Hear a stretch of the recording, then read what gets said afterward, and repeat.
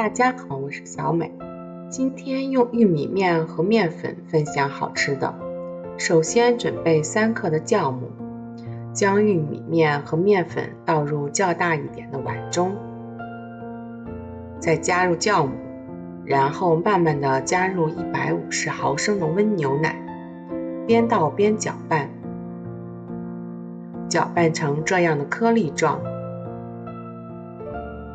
下手揉成一个比较偏软的面团，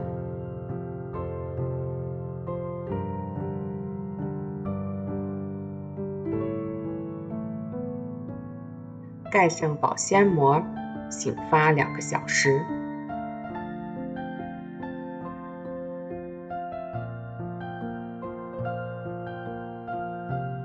醒发好的面团，用手再轻揉几下，排出气体。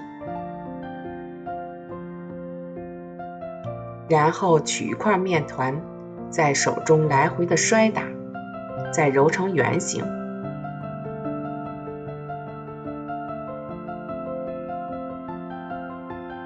轻轻按压就可以了。平底锅预热，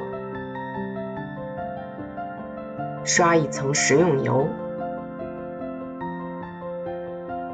把做好的玉米饼坯放入锅中，再轻轻的按压，压平整。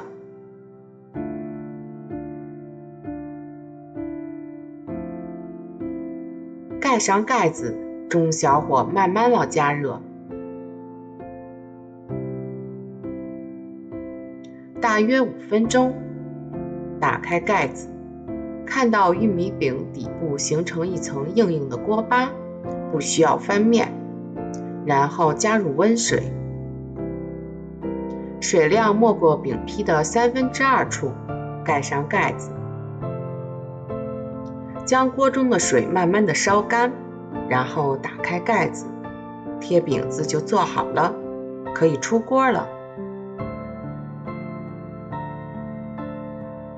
刚出锅的时候，表面松软，底部焦脆，非常的好吃。